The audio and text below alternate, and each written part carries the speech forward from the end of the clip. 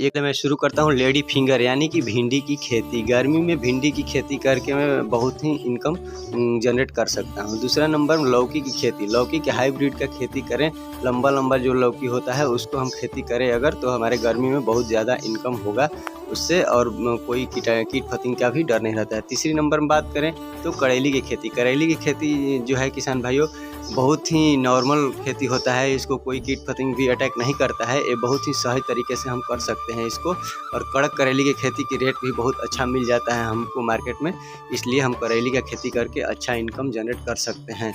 और चौथी नंबर बात करें हम तो प्याज का खेती। संडा प्याज होता है जो हरा प्याज मार्केट में, उसको भी हम सेल कर सकते हैं, अच्छे इनकम उससे भी हम कर सकते हैं करके, तो हम हरी प्याज का भी खेती कर लेंगे।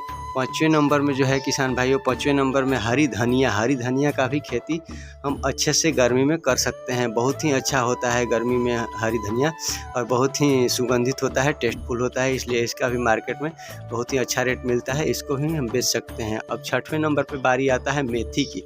मेथी की खेती में आप जानते हैं किसान भाइयों कि पानी थोड़ा ज़्यादा उसको चाहिए होता है, तो इस खेत में नमी बनाए रखने होता है, सिंचाई की व्यवस्था हमें पूर्ण रूप से करना होता है, तब भी हमारा मेथी खेती अच्छा से हो पाएगा।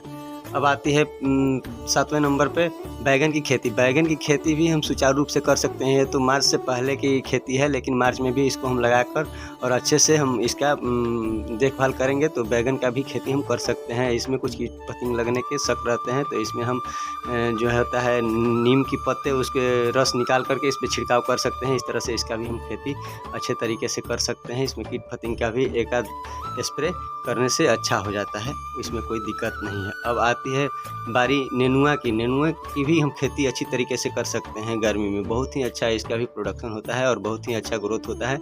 गर्मी के सीज़न में इसका भी खेती करके हम इनकम जनरेट कर सकते हैं किसान भाइयों, और इसका भी एक दो स्प्रे करना आवश्यकता होता है। और आता है बोदी यानी बीन्स की बारी। बीन्स का भी खेती हम गर्मी में अच्छे ढंग से कर सकते हैं इस तरह से करके। और आता है वाटरमेलन की बारी। वाटरमेलन तरबूज की खेती बहुत ही ज़्यादा मात्रा में हम कर सकते हैं, इससे भी बहुत ही इनकम जनरेट कर सकते हैं, बहुत ही अच्छा ढंग से हम अपने यहाँ कर सकते हैं। अब आते हैं बारी मूली का। मूली और सलजम का बारी आता है। मूली और सलजम भी कर सकते हैं, और लास्ट महीने में अप्रैल जो है लास्ट महीना में हम इसमें हल्दी का भी खेती कर सकते हैं। इस तरह से करके हम बहुत ही इनकम जनरेट कर सकते हैं गर्मियों में इतने सब्जी का खेती करके।